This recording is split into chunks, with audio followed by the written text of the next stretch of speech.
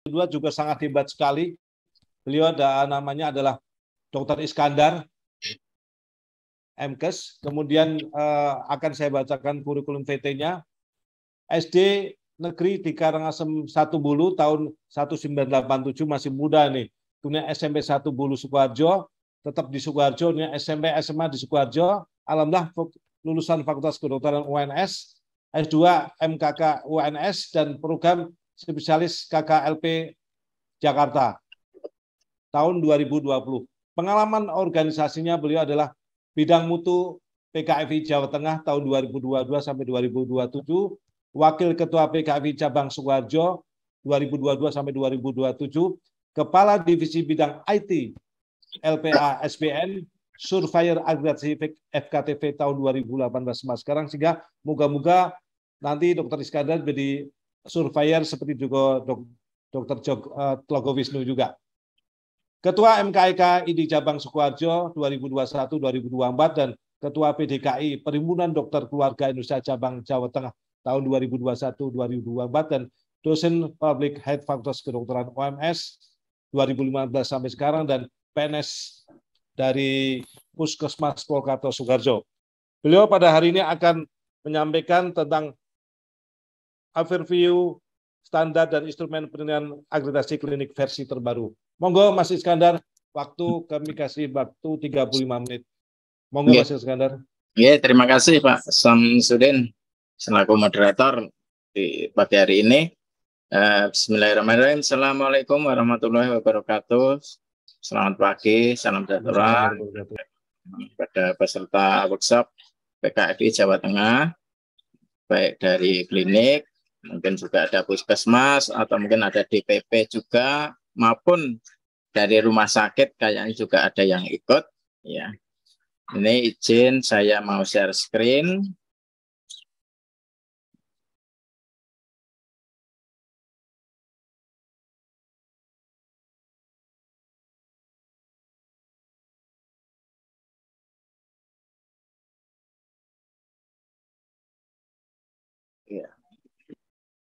Ya, mohon maaf Pak Samsudin, sudah kelihatan screen saya? Alhamdulillah sudah kelihatan sangat terang sekali seperti Mas Iskandar kelihatan sekali. Matur nuwun Pak Samsudin.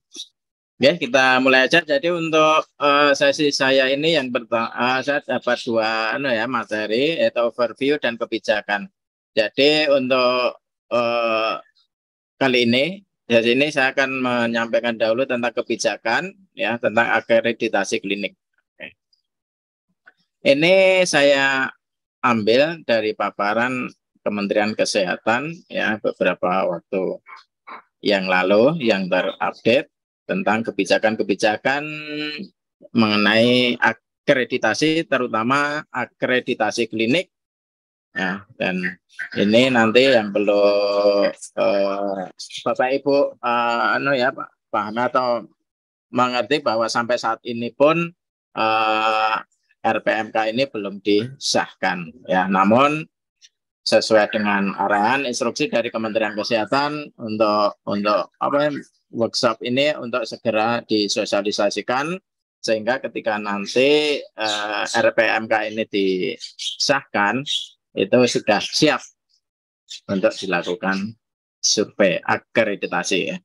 Jadi Kementerian Kesehatan ini memiliki program transformasi mengenai akreditasi atau transformasi untuk peningkatan mutu ini. Apa yang diwujudkan nanti dalam transformasi ini? Yang pertama adalah mendorong penetapan RPMK akreditasi puskesmas, klinik, labkes, dan UTD. RPMK itu maksudnya rancangan peraturan Menteri Kesehatan, ya.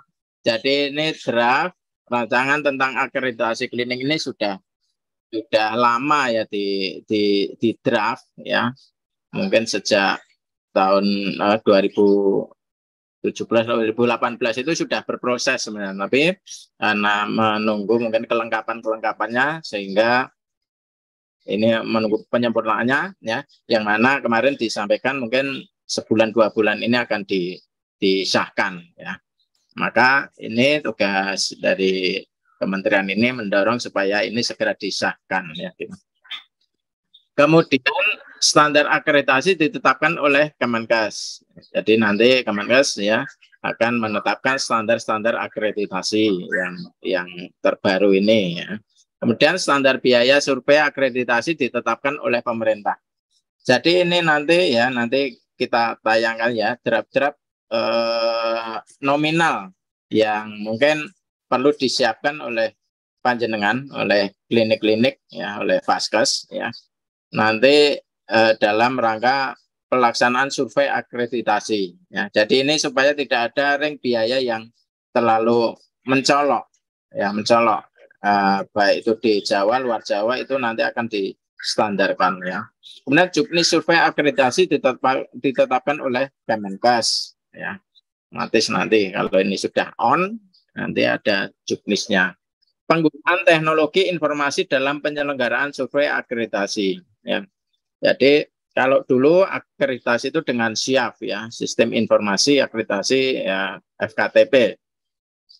Nah, nanti ini juga sama ya, cuma nanti pelaksananya kan oleh LPA ya, lembaga penyelenggara akreditasi. Tapi itu nanti tetap ngelink dengan Kemenkes ya, sehingga nanti apa hasil survei itu nanti otomatis nanti akan link ke sistem informasinya Kemenkes.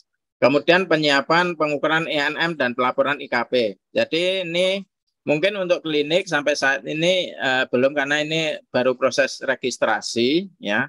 Mungkin Bapak Ibu kan klinik kan sudah melakukan registrasi beberapa waktu yang lalu, kan ada instruksi untuk melakukan registrasi ya, registrasi. Kemudian dari registrasi itu akan mendapatkan kode Vaskes ya. Kode Vaskes ini nanti yang akan digunakan untuk login ke pelaporan ini ya. Tapi kebetulan sampai saat ini belum bisa untuk login untuk pelaporan. Jadi termasuk di klinik saya ya sudah registrasi, sudah dapat kode. Ya, saya coba berkali-kali pun belum bisa masuk karena mungkin masih close ya. Tapi kalau Puskesmas itu sudah bisa melakukan pengukuran indikator nasional mutu dan indikator keselamatan pasien. Ya, ini nanti klinik, DPP, ya, UTD, Labkes itu harus melaporkan ini ya. Ya, mungkin yang dilaporkan hanya 4 untuk ENM ya, untuk klinik dan dokter ini. Kalau Puskesmas kan ada 6 ya, jadi ada APD, kebersihan tangan, kemudian identifikasi, kemudian kepuasan pelanggan, ditambah dari UKM yaitu TB dan ANC ya. TB dan ANC untuk Puskesmas 6. Tapi untuk yang lain 4 itu berarti identifikasi yang tepat ya. Kemudian kebersihan tangan, APD dan kepuasan dari pasien atau pelanggan ini. Ya, ini yang nanti akan diimplementasikan untuk semua Vaskes itu melakukan pengukuran indikator nasional mutu ya. Namun saat ini regulasi itu belum disahkan. Ini baru rencana seperti itu ya. Kemudian IKP juga nanti pelaporan dengan dashboard website yang sama. Jadi nanti ada pengisian tentang INM, ada pengisian tentang IKP. Kemudian nanti Kemenkes akan menyusun kurikulum dan modul pelatihan bagi calon surveyor akreditasi. Kemudian penyelenggara survei ini oleh Kemenkes bersama lembaga. Jadi mungkin Bapak Ibu dari klinik pun nanti bisa berkiprah di sini ya. Nanti ada 13 lembaga penyelenggara akreditasi ini, ada 13 yang kemarin sudah mendaftar. Tinggal nanti pengesahannya, mungkin dari 13 itu kita juga nggak tahu mana saja yang di ACC, apa semua di ACC atau enggak. Ya. Nanti Bapak Ibu yang punya minat memenuhi kriteria bisa nanti mendaftarkan diri sebagai calon surveyor akreditasi. Ini mungkin LPA lembaga ini sudah mulai membuka pendaftaran ya. Namun nanti untuk pelatihannya belum bisa terlaksana sebelum Kemenkes ini mengeluarkan ya juknis tentang pelatihannya, termasuk kurikulumnya, kan ada kurmod atau kurikulum dan modul. Ini harus terstandar oleh Kemenkes ya, supaya tidak ada variasi yang terlalu besar antara LPA ini. Nah, ini semua meskipun penyelenggaranya nanti oleh lembaga, namun itu terstandar semua kurikulum dan modulnya ini berdasarkan ketentuan dari Kementerian Kesehatan. Ini dasar hukumnya secara garis besar. Ya. Jadi ini diawali dulu Permenkes 71 tahun 2013 waktu awal-awal ya untuk CKN ya, untuk pelaksanaan CKN ini ya. Maka di pasal 6 ayat 2 di situ tertulis bahwa harus diajukan persyaratan bagi Vaskes yang kerjasama MOU dengan BPJS. Kemudian Permenkes nomor 9 tahun 2014 tentang klinik yang saat ini masih menjadi pegangan kita bahwa sampai saat ini pun kan belum ada ya peraturan tentang klinik yang terbaru, jadi masih menganut ini. Ya, dalam pasal 38 itu klinik ini harus melakukan akreditasi. Kalau dalam Permenkes itu 3 tahun ya, tapi rencananya ini akan diberi kelonggaran 5 tahun sekali. Kemudian setiap klinik yang telah memperoleh izin operasional dan telah beroperasi paling sedikit 2 tahun wajib mengajukan permohonan akreditasi. Ya. Jadi ini kalau dilihat dari ayat ini ya, akreditasi ini bukan hanya untuk kepentingan MOU dengan BPJS, tapi berkaitan juga dengan izin operasional klinik. Nah, makanya ini mau nggak mau ya semua klinik ya harus mengikuti regulasi akreditasi ini. Ya, maka ini dari PKFI ini memfasilitasi pada panjenengan semua, pada Bapak Ibu semua dan juga anggota PKFI ya, untuk bisa mengikuti atau mempersiapkan ya akreditasi ini supaya nanti izin operasionalnya itu tidak bermasalah ya. Dan juga dengan BPJS juga akan lancar seperti itu. Maka ini kegiatan yang memang seharusnya diikuti oleh semua anggota PKFI gitu. Kemudian ini kalau tentang puskesmas diatur tersendiri di Permenkes 75 2014. Kalau klinik nomor 9, kalau puskesmas nomor 75. Kemudian dasar hukum untuk pelaksanaannya itu Permenkes 46 tahun 2015 ini khusus tentang akreditasi ya. Nah, ini masih instrumen yang lama di nomor 46 ini ya, sampai saat ini berarti yang berlaku ya ini masih ini. Nah, itu. Namun saat ini kan belum bisa dilakukan survei akreditasi karena belum tahu siapa yang nanti mensurvei, surveyornya siapa ya. Maka ini tetap menunggu Permenkes yang baru ini.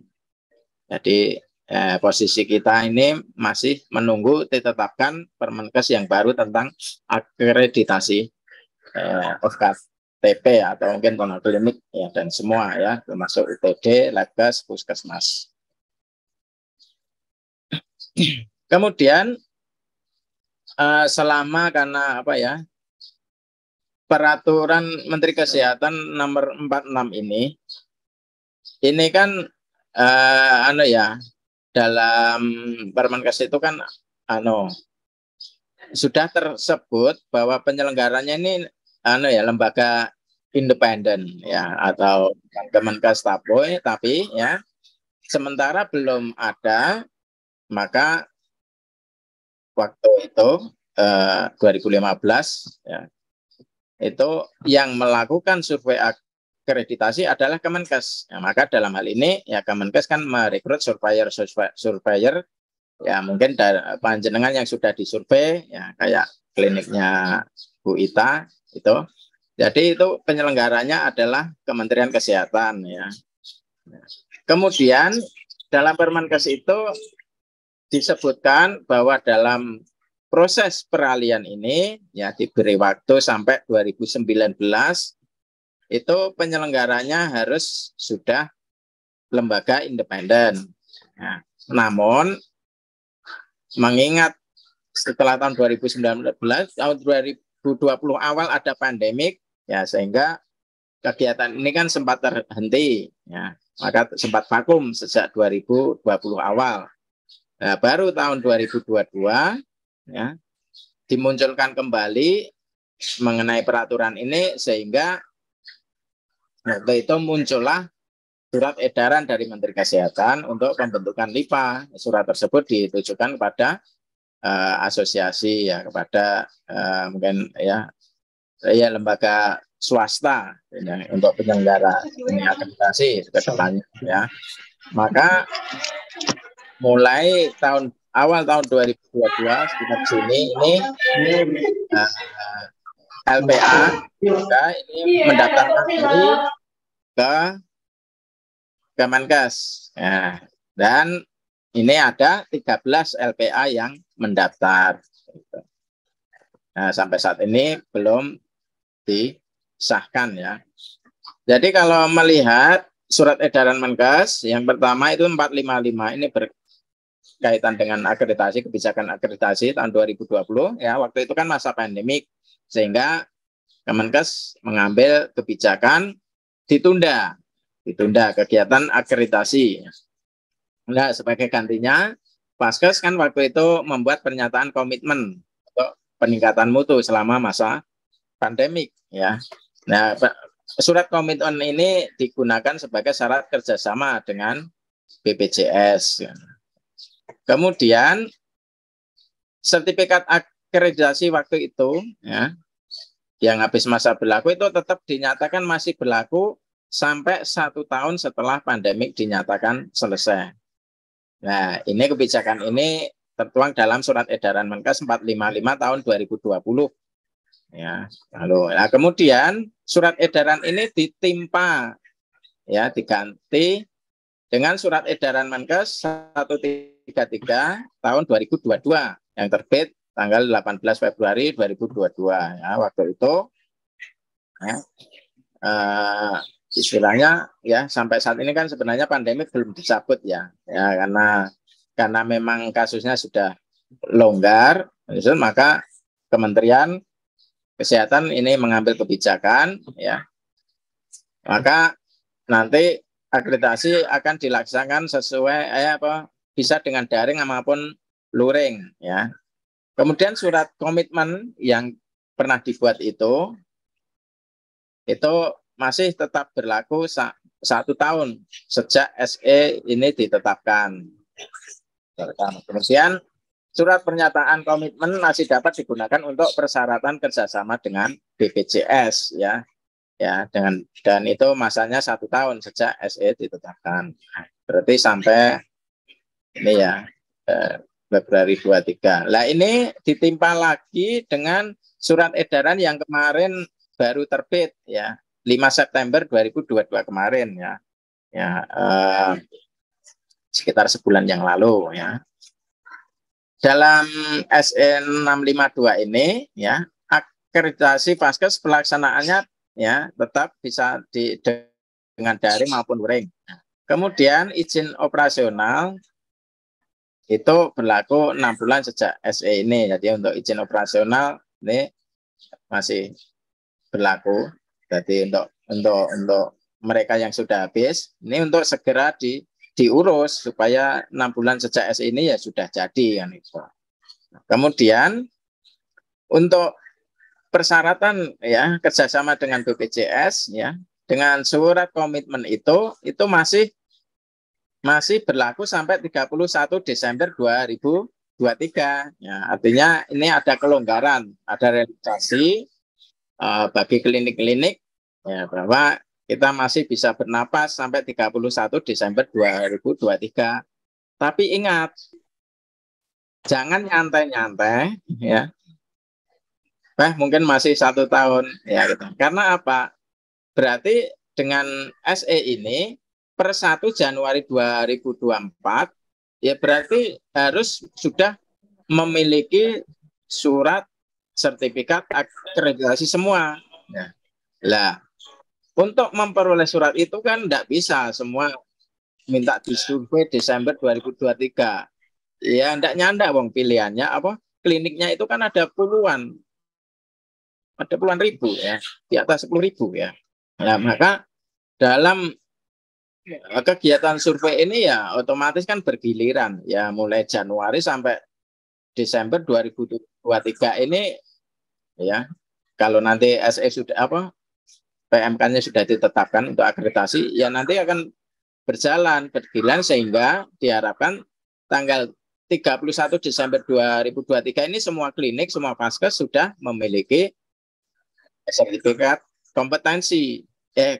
sertifikat akreditasi ya, sehingga per Januari 2024 itu semua yang MOU dengan BPJS itu sudah memiliki sertifikat akreditasi. Nah, padahal untuk implementasi ya sebelum di survei itu kan paling enggak 6 bulan sebelumnya kan sudah implementasi ya.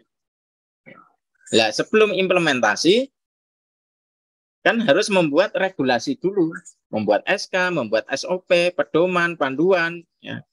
Harus bikin dulu. Lah, bikinnya sebelum implementasi itu, ya.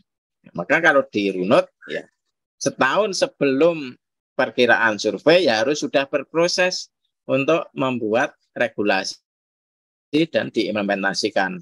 Maka, ya berarti per hari ini, ya, per 1 Oktober 2023, ya, ini adalah babak awal panjenengan semua ya.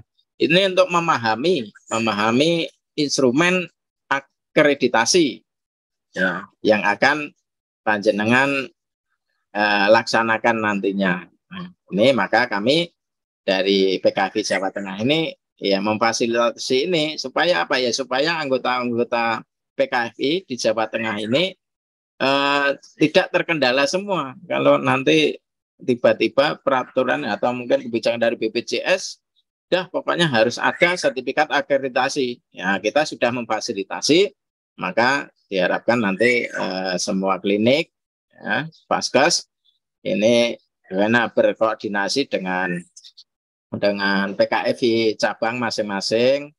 Nanti PKFI cabang akan berkoordinasi dengan PKFI wilayah, ya.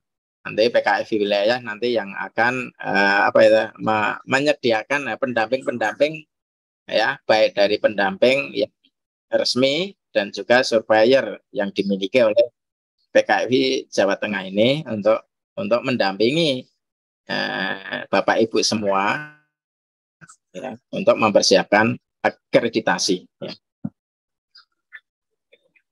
Good. Kemudian ini substansi rancangan peraturan Menteri Kesehatan ini ya tentang akreditasi puskesmas, klinik, labkes, UTD ya, dokter praktek mandiri ya. Substansi vaskes yang diakreditasi ya, puskesmas, klinik ya, TPMD, tempat praktek mandiri dokter, labkes dan UTD. Jadi dulu awalnya hanya 4 ya, puskesmas, klinik, labkes dan UTD. Namun belakangan dokter mandiri ini juga diakreditasi tapi dengan portofolio. Portofolio artinya daring ya, tapi tetap diakreditasi. Kemudian penyelenggaranya ya adalah Kemenkes bersama lembaga penyelenggara akreditasi yang tadi saya sebutkan ada 13 yang sudah mendaftar. Ya. Nanti yang disahkan berapa kita juga belum tahu. Periode ya ada kelonggaran 5 tahun ya, memang mengingatkan biaya menjadi kendala. Kalau 3 tahun ini terlalu cepat ya, sehingga ini ya membuat ya, vaskes ini ya agak keberatan ya 3 tahun. Tadi dengan 5 tahun ini diharapkan dari segi biaya ini tidak terbebani ya. Kemudian dari sisi mutu akan terjaga terus ya kalau 5 tahun ini. Kemudian surveyor, nanti surveyor akreditasi puskesmas dan klinik, ya. Surveyor Labkes dan UTD, surveyor akreditasi untuk praktek dokter mandiri. Ya, ini yang TPMD ini masih dibahas, yang konon katanya dari fakultas, tapi juga belum tahu sampai saat ini. Apakah dari organisasi profesi ID atau dari fakultas, atau mungkin dari surveyor khusus. Kita menunggu kebijakan selanjutnya.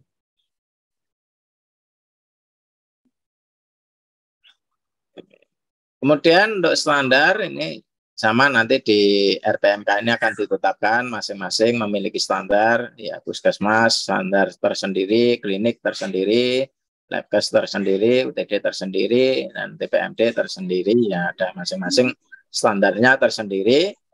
Nah, kemudian surveyornya siapa nanti yang akan ditetapkan di kemudian.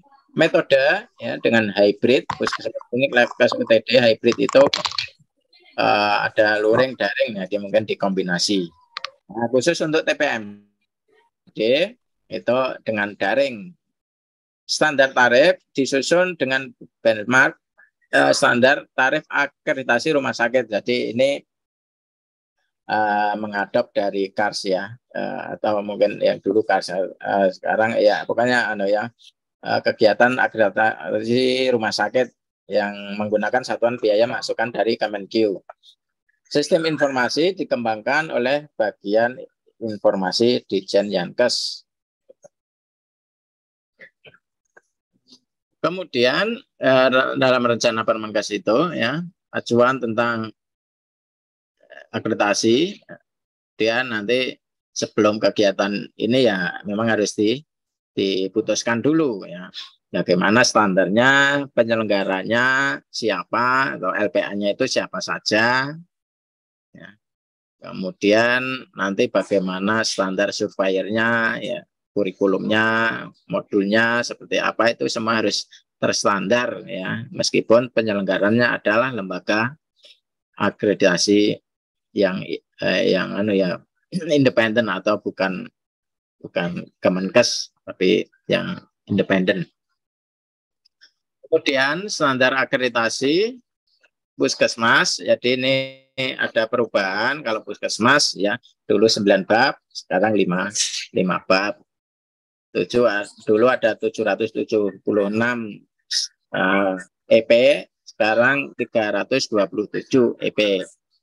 Begitupun di klinik, dulu 4 bab. Ya, 4 bab itu kalau dulu bab 1 admin, bab 2 itu tentang UKP-nya, bab 3 penunjangnya, bab 4 mutu.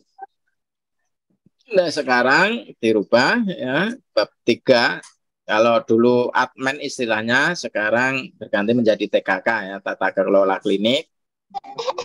Kemudian bab 2 itu tentang mutu, tentang PNKP, ya, peningkatan mutu dan keselamatan pasien. Bab 3-nya tentang PKP atau pelayanan kesehatan perorangan. Ya, jadi bab 3-nya klinik sekarang itu gabungan bab 2 dan 3-nya dulu standar yang lama. Kemudian EP-nya 499 dulu, sekarang menjadi 110. Ya, ini jumlah EP mungkin berkurang, tapi sebenarnya ya dari sisi konten itu ya hampir sama, paling hanya beda dikit, ya beda dikit. Cuma memang sekarang dimudahkan karena apa itu pokok pikirannya itu sekarang lebih lengkap sehingga variasi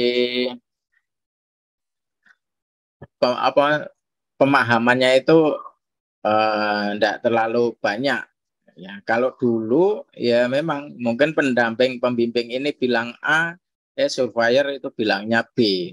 Nah, jadi variasi pemahamannya masih sangat lebar dulu. Tapi dengan sekarang pokok pikirannya itu diperjelas, ya, sehingga terstandar betul. Kemudian untuk Labkes, UTD, TPMD, ya, untuk Labkes itu 7 standar, dulu 2 standar, bab, ya, dulu 2 bab, sekarang 7 bab. Nah, ini menjadi lebih banyak Labkes. UTD 7 bab, ini baru ya, TPMD, ya, dulu di draftnya babnya 2 bab, ya, sekarang masih 2 bab ya. EP-nya 44 sekarang, dari yang dulu 231, sekarang 44 bab. Konsep tarif survei, jadi survei ya, pendanaan bisa bersumber dari DAK non fisik, ini untuk puskesmas ya, APBD murni puskesmas juga bisa, BUMN, BUMD, ya, ini mungkin dari klinik-klinik milik milik BUMD, BUMN atau milik BUMD. Nah, kemudian untuk klinik Polri, TNI ya jadi dari anggaran TNI Polri. Kalau swasta yang peserta ini kan banyak ya, dari swasta mungkin PT, yayasan, CV ya dengan pendanaan sendiri ya, dari dananya sendiri, mungkin tidak ada bantuan dari pihak lembaga lain atau instansi lain dari pemerintah. Ya. Nanti Vaskes ini akan melakukan pengusulan survei kepada lembaga penyelenggara akreditasi atau LPA. Jadi sebelum mengusulkan ini ya harus dipersiapkan betul ya Bapak Ibu. Jadi istilahnya jangan modal usul tok tapi nggak dipersiapkan. Nah, maka ini ya ketika sudah mengusulkan ya nanti paling nggak sudah melakukan self assessment. Berapa sih nilai anunya surveinya kalau di self assessment ya berdasarkan instrumen yang ada. Jadi diharapkan ya sesuai dengan target aja. Mungkin yang kliniknya apa ya sudah besar, kapitasinya ada di atas 10.000 ya. Klinik yang ramai sekali itu targetnya ya paripurna. Karena kan untuk survei akreditasi ini memang pendanaan yang paling banyak itu kan di tata graha ya, di tata graha. Ya. Maka untuk menuju paripurna ya memang memerlukan biaya yang banyak. Ya. Maka untuk klinik yang besar ya disiapkan ya melalui pendampingan nanti pengusulan pada PKFI cabang, PKFI wilayah Jawa Tengah ini nanti disiapkan sambil nanti memperbaiki tata gerahanya sesuai standar betul ya.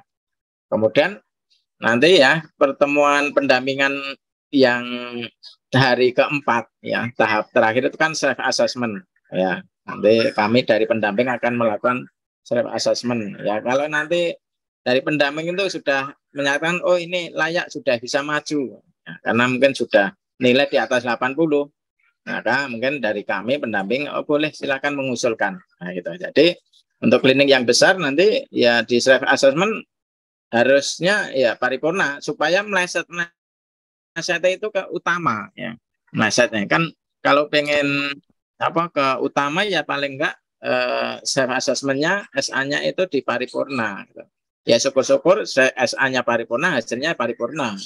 Ya insya Allah itu gampang kok, mudah untuk klinik terutama yang sudah besar ini. Nah, untuk yang klinik yang memang masih baru atau baru mungkin kerjasama dengan BPJS, mungkin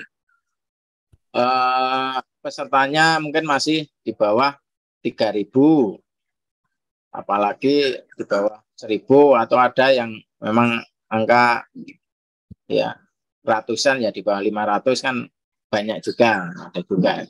Nah itu yang penting nanti targetnya enggak usah tinggi-tinggi ya Bapak Ibu. Yang penting pokoknya punya sertifikat akreditasi itu aja. Nah, jadi dasar ora apa-apa ya.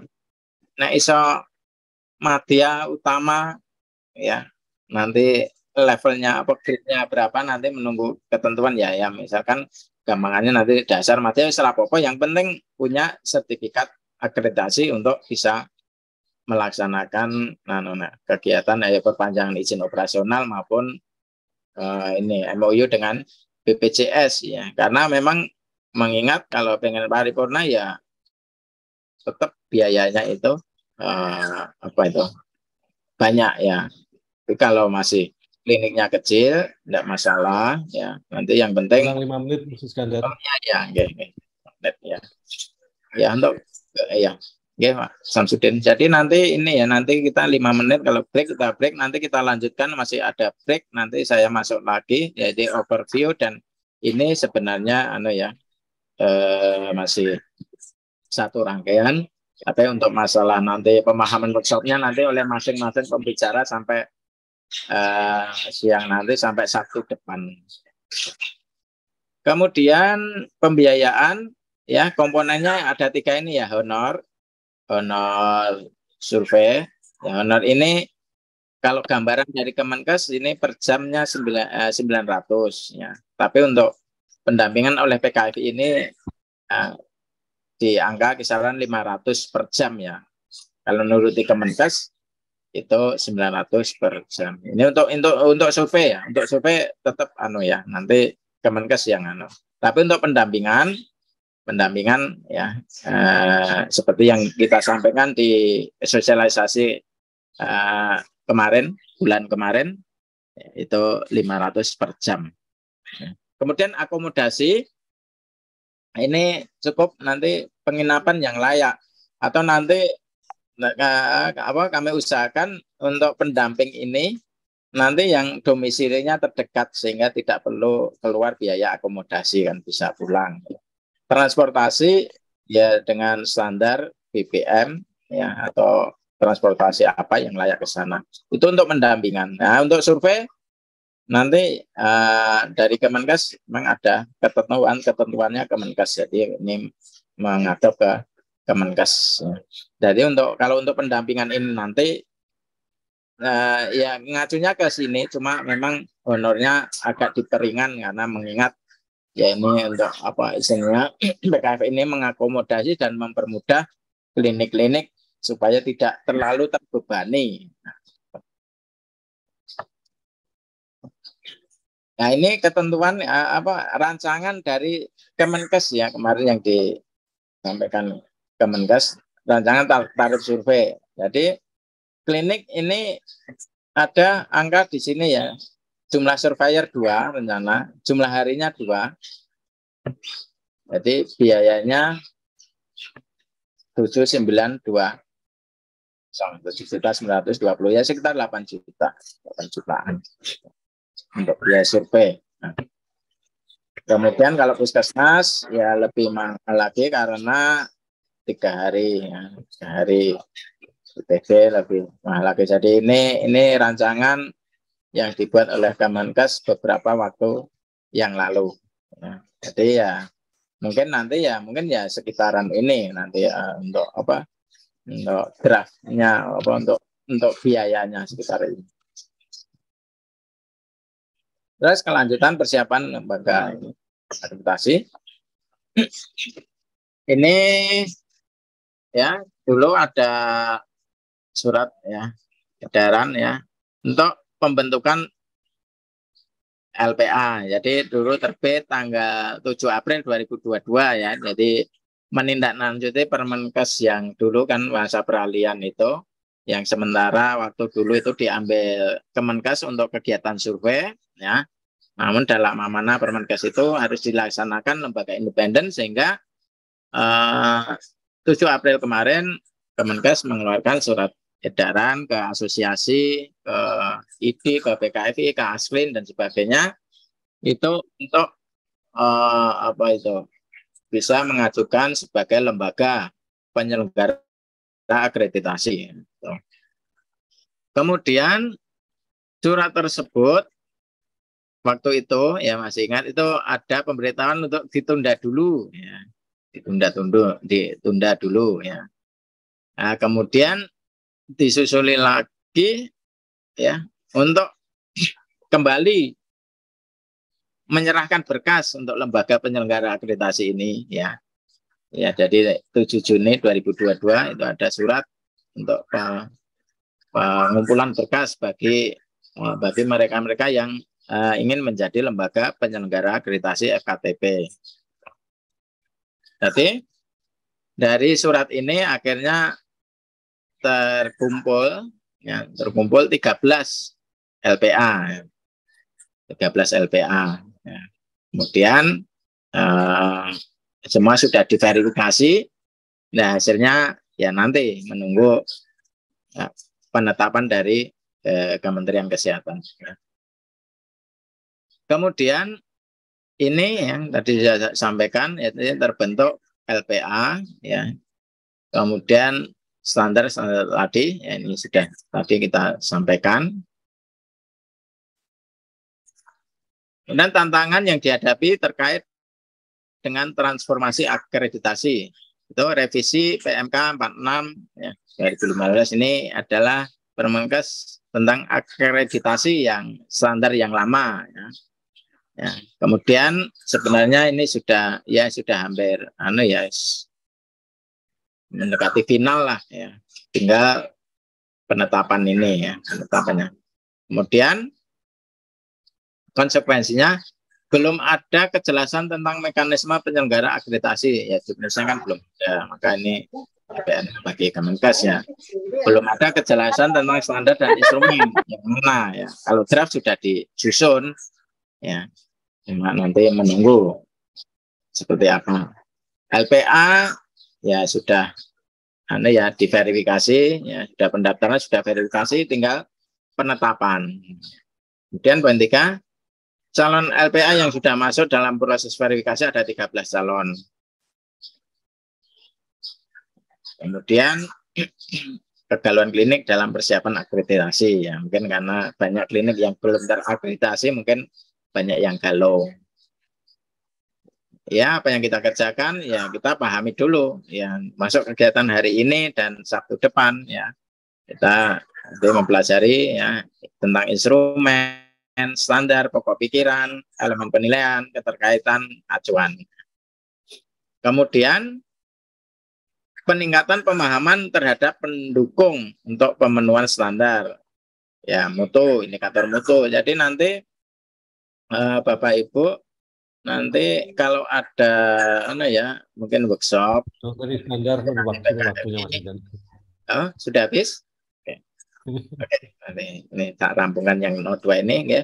Jadi nanti Bapak Ibu ikut ini tata kelola mutu, kemudian workshop keselamatan pasien, workshop K3, MFK, dan workshop PPI. Ini masing-masing ini kan nanti dapat sertifikat, ya. Nah, sertifikat ini nanti sebagai syarat untuk pembentukan tim, ya. Misalnya tim peningkatan mutu. Nah, ini PJ timnya itu harus memiliki surat itu kompetensi sudah mengikuti workshop mutu. Kemudian tim KP, tim keselamatan pasien di klinik Bapak Ibu, ini yang ditunjuk, di SK-kan oleh Bapak Ibu, ini harus memiliki surat kompetensi. K3 MFK juga, PPI juga, ya, PJ PPI-nya di klinik Bapak Ibu, ini harus sudah memiliki surat telah mengikuti workshop PPI. Oke. Oke, mungkin untuk bab ini sudah kita sampaikan, ya. Ya. Ini yang terakhir yang sudah saya sampaikan, ya, jadi calon LPA 13 ini, ya, ada Lafkespri, Laskesi, KKP, LIPA PKP, LAFI, LAFKI, LAMPI, LAI SBN, KMKP, LIPA, Mitra Nusa, Askin, Lapklin, dan Laprida. 13 ini, namun siapa di antara 13 ini yang menjadi lembaga penyelenggara akreditasi, ya kita tunggu ketentuan dari Kementerian Kesehatan. Oke, mungkin itu yang bisa sampaikan Pak Samsudin dan teman-teman semua, klinik semua. Waktu saya kembalikan pada moderator. Assalamualaikum warahmatullahi wabarakatuh. Waalaikumsalam. Terima kasih Dr. Iskandar. Benar-benar sangat terlena saya mendengarkan. Benar-benar saya pengen belajar terus sama Mas Iskandar ini. Karena kita terlena untuk menerkan dan kita benar-benar bisa memanfaatkan, benar-benar menerima ilmunya Mas Iskandar. Intinya yaitu dari Mas Iskandar tadi, yaitu rancangan transformasi akreditasi FKTV benar ini 2024 klinik harus terakreditasi semuanya, dan periode akreditasi adalah 5 tahun. Itu mungkin teman-teman semuanya, langsung kita diskusi. Ada beberapa pertanyaan yang sudah disampaikan ke chat di sini, yang saya sampaikan di sini. Mungkin Dokter Ita lebih dahulu ini saya sampaikan. Dokter Ita, Mun Sewu. Ya, Dok. Izin bertanya, dokter, apakah pelatihan kode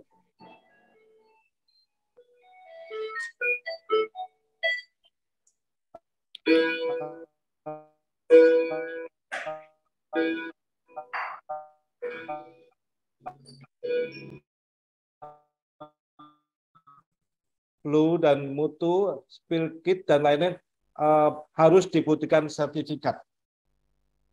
Monggo Mbak Ita, Dokter Ita.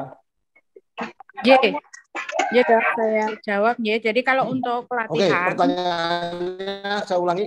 Izin bertanya, dokter.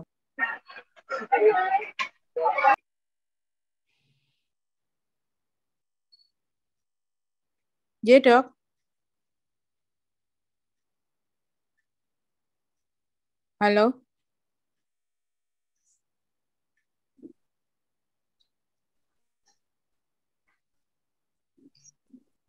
Pak Sam, suaranya hilang. Monggo Dokter Ita. Suara saya bisa terdengar. Halo. Suara saya bisa terdengar. Bisa. Lanjut, Bu. Pak Sam yang hilang. Ya, baik. Kalau untuk sertifikat-sertifikat, jadi apa yang dulu kami lakukan itu adalah kalau misalnya itu pelatihannya itu dari luar, itu kami mendapatkan sertifikat dari tim pelatih ya. Jadi misalnya ketika pelatihan dari PMI, maka kita minta sertifikat dari PMI. Tetapi kalau itu sifatnya kita adalah in-house training, maka kita menggunakan semacam surat keterangan pelatihan atau sertifikat yang diterbitkan oleh klinik, tetapi dengan itu ya, ada sistem uangnya ya. Jadi ada undangan, kemudian ada absensi, kemudian ada notulen, kemudian ada gambar atau bukti foto bahwa telah dilakukan telah dilakukan pelatihan. Sehingga nanti semua, baik itu in-house training yang dilakukan di klinik maupun pelatihan-pelatihan yang kita mengundang dari luar gitu ya, itu ada buktinya. Entah itu buktinya itu sertifikat resmi dari pihak yang mengeluarkan, misalnya PMI begitu ya, atau kalau memang itu in-house training, misalnya pelatihan farmasi yang ada di unit, itu nanti yang menerbitkan adalah kepala klinik atau direktur. Begitu. Ya, terima kasih Mbak Ita. Yang utama dan penting sekali harus ada uang. Ya. Uang satu adalah undangan, absensi, notulen, dan gambar. Sehingga ada bukti untuk nanti kalau ada surveyor yang akan datang ke tempat kita. Mana sih undangannya? Mana sih notulennya? Mana untuk absensinya dan mana gambarnya? Itu mungkin tadi yang disampaikan Dokter Ita. Terima kasih. Ada pertanyaan dua lagi Mbak Ita? Pertanyaan yang sama. Kalau sudah melakukan pelatihan, harus dilakukan lagi buktinya yang ada, foto dilakukan di klinik. Seperti itu tadi, mungkin seperti uang tadi Mbak Dokter Ita. Ya, mungkin pertanyaan nomor 2 sama ya.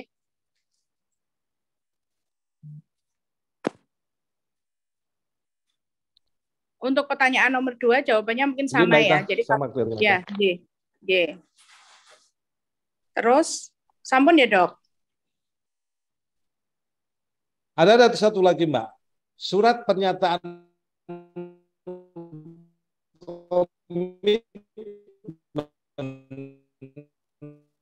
yang mengeluarkan siapa atau keluarkan itu Mbak Ita? Mungkin Mbak Ita bisa menjelaskan. Ya, mungkin ini bisa ya, Dok. Saya menangkapnya ada 2. Yang dimaksud dengan surat pernyataan komitmen mutu atau surat pernyataan yang tadi penggalangan komitmen. Ya, kalau komitmen mutu itu kan urusannya dengan Kemenkes ya, yang ketika belum akreditasi itu harus membuat surat pernyataan komitmen mutu. Kalau itu yang membuat kepala klinik kemudian diserahkan ke Kementerian Kesehatan lewat Dinas Kesehatan. Tapi kalau yang dimaksud adalah penggalangan komitmen itu sebetulnya tidak memerlukan surat atau apa gitu.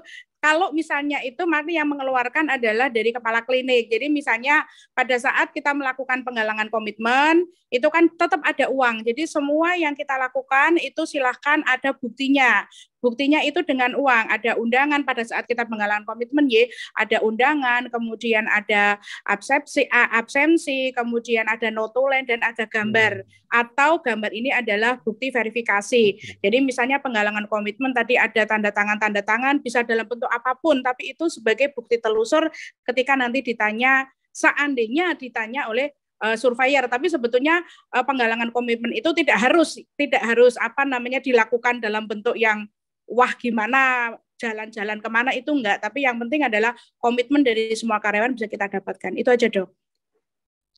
Matur Mbak Ita, mungkin dari Mas Iskandar meniko. Mas Iskandar, untuk pelaksanaan akreditasi kira-kira kapan, Dok? Mengingat sampai saat ini instrumen masih draft dan belum ada penetapan tim surveyor dari Kemenkes. Ya.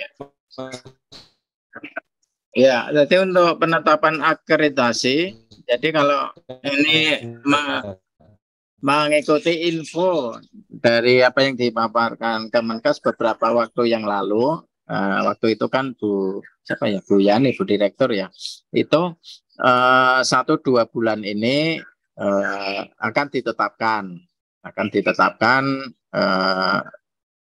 itu peraturan Menteri Kesehatan tentang akreditasi ini ya. Jadi selama itu belum ditetapkan, kita tetap belum bisa melaksanakan proses akreditasi ini, Bapak Ibu. Karena apa? Karena kalau misalkan yang berlakukan instrumen yang lama, tapi saat ini yang melakukan survei itu kan belum ditetapkan. Artinya apa? Kemenkes atau surveyor yang kemarin itu yang melakukan survei itu nggak bisa melakukan survei ini. Nah, ini atas nama siapa? Karena dalam Permenkes 46 itu sudah disebutkan, dijelaskan bahwa setelah 2019 ini yang melakukan survei ini adalah surveyor dari lembaga penyelenggara akreditasi independen maksudnya di luar Kemenkes itu penyelenggara itu. Jadi Kemenkes tidak bisa lagi melakukan survei ya. Maka yang melakukan survei ya harus lembaga ini. Tapi lembaga sampai saat ini belum disahkan, belum diputuskan. Nah, maka otomatis kalau ini belum ditetapkan, ya kita belum bisa ada kegiatan survei akreditasi. Ya, monggo ini kesempatan ini apakah diambil nilai positif atau negatif? Enggak. Ya, monggo. Jadi mungkin mumpung belum nyantai, belum ditetapkan ini Permenkesnya lembaganya siapa, nyantai. Tapi bagi yang mengambil sisi positifnya ya ini, ya tetap melakukan persiapan dulu sehingga misalkan tiba-tiba disahkan itu udah siap. Ya, hari ini disiapkan, minggu depan sudah bisa survei, bisa aja. Jadi sampai saat ini, kembali saya jawab, kita belum tahu. Tapi kalau arahan dari Bu Direktur kemarin, bahwa 1 atau 2 bulan ini mau disahkan. Yaitu Pak Samsudin. Ya, maturun. Ada pertanyaan lagi, karena untuk Mas Iskandar banyak sekali pertanyaan. Tadi sampaikan bahwa pelaporan IKP melalui web. Dalam hal ini, apakah semua insiden harus dilaporkan di web atau hanya keriting kuning dan merah seperti di dalam pedoman IKP Kemenkes? Mohon arahan Dr. Matunun. Wah, ini pertanyaan bagus sekali nih, PST 063. Jadi benar. Jadi untuk insiden keselamatan pasien itu kan sudah kita ketahui ya, ada KNC, KPC, KTC, kemudian KTD, ada Sentinel kan itu. Jadi nanti di situ kan seperti mungkin yang dulu sudah pernah memahami tentang insiden ini, pelaporan ini, semuanya kan di grading ya. Apakah grade merah, kuning, hijau, biru, nah itu. Maka nanti yang dilaporkan ke web itu adalah grading kuning dan merah untuk ke komisi. Sementara itu, namun kembali lagi, saya belum bisa memastikan ini ya, karena juknisnya memang belum ada, apakah memang itu atau enggak, dan nanti seperti apa itu juga belum tahu. Kalau yang sudah ada kan di websitenya untuk puskesmas yang di mutovasiankes.kamkes.go.id itu. Nah, itu ada pelaporan keselamatan pasiennya seperti itu. Nah, nanti untuk klinik memang kita belum tahu, cuma arahannya dari Budir kemarin ya, untuk klinik-klinik ini harap melakukan registrasi kliniknya masing-masing. Nah, nantinya kode klinik ini yang diberikan ketika sudah registrasi ini sebagai user untuk pelaporan IKP itu ya. Kalau klinik sampai saat ini meskipun sudah daftar tetap belum bisa mengakses ya. Kalau mengadop ke puskesmas, IKP puskesmas itu usernya pakai kodenya puskesmas, passwordnya pakai angka 1, 2, 3, 4 itu terstandar ya, terstandar. Nah, nanti untuk klinik passwordnya pakai apa itu kita juga belum tahu. Oke. Oke, sementara menunggu aja dulu ini peserta pertanyaan yang bagus. Terima kasih. Ngapain, Pak? Oke. Mohon izin bertanya, siapa saja yang bisa mengikuti pelatihan Surveyor? Syaratnya apa, melalui siapa, besaran biaya, berapa lama pelatihannya? Matur nuwun. Oke. Jadi kalau ini mengadop ketentuan Kemenkes yang kemarin dan ini juga diadop oleh lembaga-lembaga ini.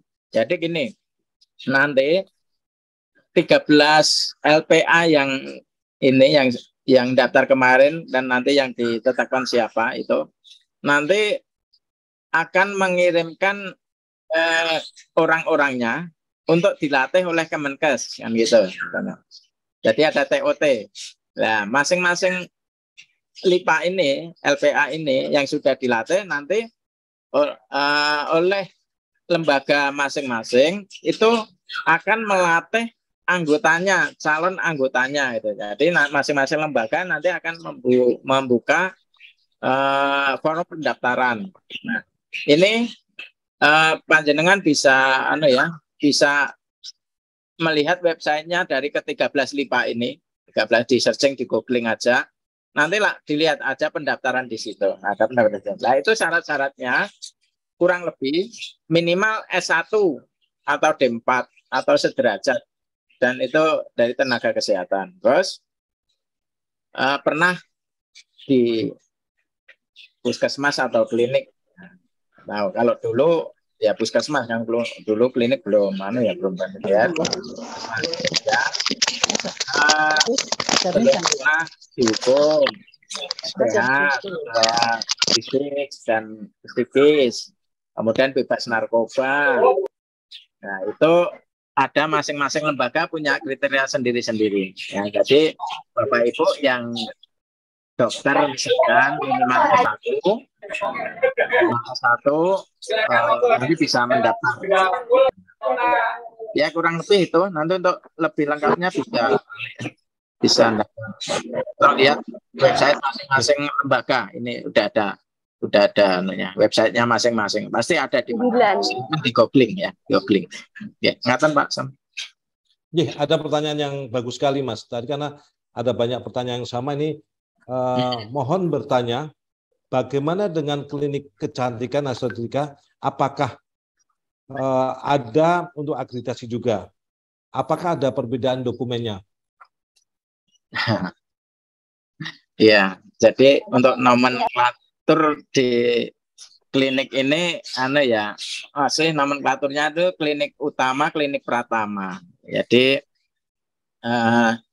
karena di sini masih ada perbedaan standar karena ini kan masih ada pertentangan dari perhimpunan dari dokter yang berkaitan dengan ini kecantikan itu karena kompetensinya itu masih diperdebatkan ya, Maka untuk klinik kecantikan ini belum ada nomenklaturnya untuk di rancangan akreditasi ini. Maka di situ nanti posisinya adalah dia sebagai klinik pratama atau klinik utama, gitu aja. Jadi kalau klinik utama berarti melayani pasien-pasien yang memang penanganan spesialistik ya, tergantung klinik utamanya spesialis apa yang ada di situ. Kemudian kalau tidak sebagai klinik pratama, maka di situ ya harus melayani standar-standar dari klinik pratama gitu. Jadi tidak bisa pelayanannya itu kalau nggak mengikuti standar dari klinik pratama. Maka di klinik pratama yaitu ada ya mulai pasien datang sampai pasien pulang, ada pendaftaran, ada penyampaian hak pasien ya.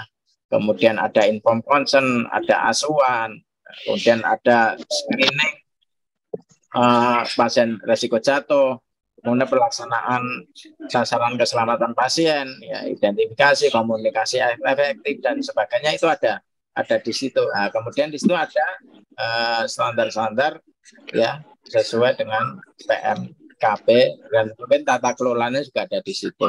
Jadi dalam standar akreditasi ini tidak ada nomenklatur tentang klinik kecantikan. Ya. Jadi kalau pengen misalnya maju akreditasi ya memang harus mengikuti ya regulasi yang ada, bisa yang ada. Oke, sementara itu yang saya sampaikan Pak Sam. Ini ada pertanyaan dari Assalam ke Mbak Ita nih. Izin bertanya, untuk penggalangan komitmen dan kegiatan lain, misal rapat dan akreditasi, atau bisa dimulai sewaktu-waktu? Monggo Mbak Ita. Bisa ya, jadi dilakukan kapanpun bisa. Bahkan kemarin ada sedikit perbedaan ya dengan ketika kita melakukan rapat gitu ya. Jadi kalau di puskesmas itu ada survei yang tidak mungkin puskesmas itu melakukan rapat pada hari Minggu gitu. Jadi kalau misalnya ada dokumen uang bahwa rapat dilaksanakan hari Minggu itu dipertanyakan. Tapi justru kalau klinik, apalagi klinik yang 24 jam itu tidak masalah. Jadi mau dilakukan kapanpun, monggo silahkan. Ada pertanyaan lagi Mbak Ita nih. Mohon izin bertanya Dokter Ita, untuk pelatihan kode blue dalam kandangnya apakah harus dilaksanakan setiap tahun?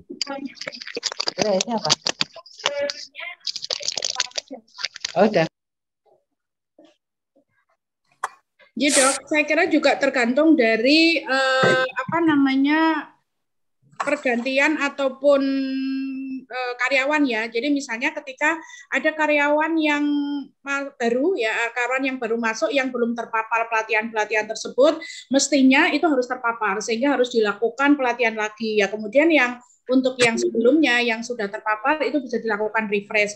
Intinya kan kalau misalnya contoh misalnya pelatihan hand hygiene gitu ya, itu kan harus semuanya sudah pernah terpapar sehingga ketika ada karyawan baru yang masuk mungkin ya itu kan juga harus dilakukan pelatihan lagi. Demikian. Buat Mas Iskandar sekarang, izin bertanya untuk Dokter Iskandar yang ganteng. Apakah permintaan pendampingan harus melalui Dinkes setempat atau boleh langsung melalui LPA? Dan apakah biaya pendampingan untuk puskesmas yang sama dengan klinik? Monggo Mas Iskandar. Ya, terima kasih.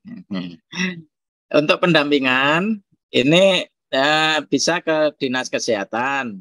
Namun Dinas Kesehatan kan terbebani oleh puskesmas. Di puskesmas itu kan hebat banget loh, langsung mau nggak mau ya Dinas Kesehatan ini yang bertanggung jawab karena berkaitan dengan kewilayahan dan tugas pokok Dinas Kesehatannya yang itu wajib membina puskesmas. Ya.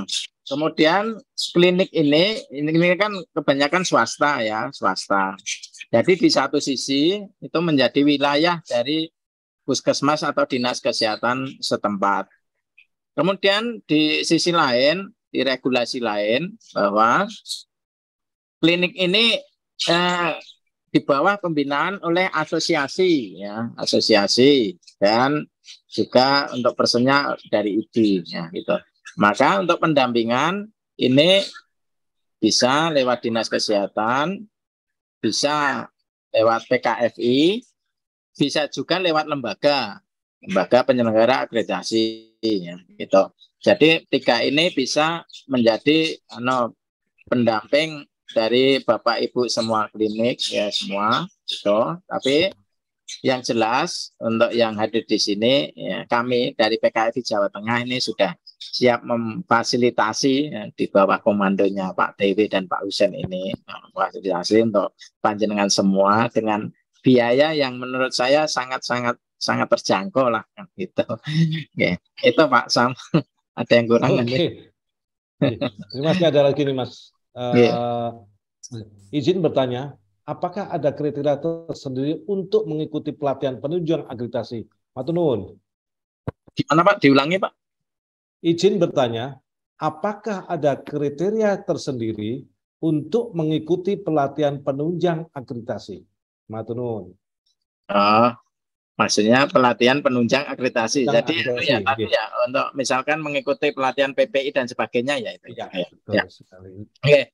Untuk kriterianya ya yang jelas itu mereka yang pegang ini adalah ya mereka yang kompeten misal kalau dalam instrumen itu minimal D3 kesehatan, D3 kesehatan. Jadi itu. Jadi akan yang ikut PPI jangan diambilkan mereka si bendara atau lulusan SMA enggak. Tapi memang yang kompeten artinya ya mungkin dia ya seorang perawat, bidan, dokter ya atau lulusan kesehatan lainnya minimal D3 untuk yang menjadi PC-nya. Kalau untuk anggota sih bebas ya sesuai kebutuhan klinik ya itu. Jadi untuk PC-nya diharapkan nanti ya istilahnya di antara karyawan itu memang memiliki mungkin kompetensi yang memang sesuai di bidang kesehatan atau sebagai mungkin salah satu dari PPA ya, profesional pemberi asuhan.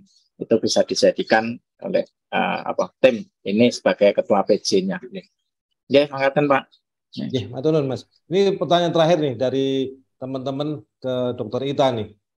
Dari keterangan Dokter Ita dalam pelaksanaan akreditasi nantinya kalau siap, salah dan langsung ada perbaikan. Benarkah menikah nun sewu Dokter Ita? Ya, pengalaman saya memang kemarin demikian, tapi memang tidak semerta-merta ya. Jadi misalnya ada satu dokumen yang salah, misalnya itu dokumennya, contoh misalnya yang salah itu adalah kaitannya dengan SOP, di mana SOP-nya itu yang salah. SOP itu kan istilahnya anak ya, anak itu kan harus punya induk, induknya itu kan harus misalnya mungkin pedoman. Jadi kalau misalnya itu SOP-nya serta-merta diubah tanpa merubah pedoman itu kan tidak mungkin. Jadi alur berpikirnya nanti mungkin akan kita terbentuk ketika kita mengikuti pelatihan ini ya. Tapi pada kondisi-kondisi misalnya bukan dokumen, misalnya tadi yang saya sampaikan itu adalah kaitannya dengan tata graha gitu ya, tata graha yang tadi saya contohkan pintu saya itu malah surveyor menyuruh untuk kalau memang bisa diperbaiki silakan diperbaiki dok. Ada yang gini misalnya dok kalau misalnya bisa diperbaiki besok pagi sebelum saya pulang itu sudah bisa dilaksanakan perbaikannya, ini nanti akan saya ibaratnya kalau tadinya nilainya 5, kan nilai itu yang tidak ada sama sekali nilainya 0, yang ada tapi separuh nilainya 5, yang ada dan bisa penuh ataupun lengkap itu nilainya 10. Nah itu surveyor mengatakan kalau nanti sebelum closing itu sudah bisa menindaklanjuti perbaikannya, ini nanti nilainya jadi 10 loh dok, seperti itu. Demikian Pak Samsudin. Matur nuwun Mbak Ita. Untuk biar teman-teman senang sekali mendengarkan ini karena tadi banyak sekali pertanyaan dan jawaban-jawabannya benar-benar yang sangat bagus sekali. Akan monggo Mbak Ita atau mungkin Mas Iskandar lebih dahulu untuk closing statement-nya untuk menggairahkan teman-teman semuanya sehingga intinya adalah satu gerak cepat yang akan kita lakukan. Monggo Mbak Ita atau Mas Iskandar dulu closing statement-nya. Mbak Ita dulu. Iya. Urut ya dok ya. Kalau saya cukup gini, mari bangun di dalam image kita bahwa menyiapkan akreditasi itu mudah dan menyenangkan. Insya Allah dengan seperti itu kita akan semangat untuk mempersiapkan akreditasi. Itu saja dok, terima kasih. Monggo Mas Iskandar. Iya, jadi akreditasi ini kita jalani dengan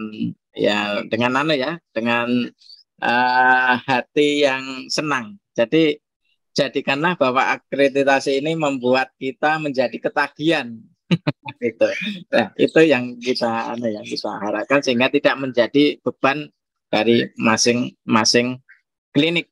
Dan kita PKFI Jawa Tengah komit untuk mendampingi Bapak Ibu semua ya, untuk supaya kita semua ya klinik-klinik ini nanti dengan mudah itu bisa ready ketika dok itu peraturan disahkan, misalkan sekarang disahkan, minggu depan kita sudah siap. Harapannya begitu nanti. Oke, itu terima kasih.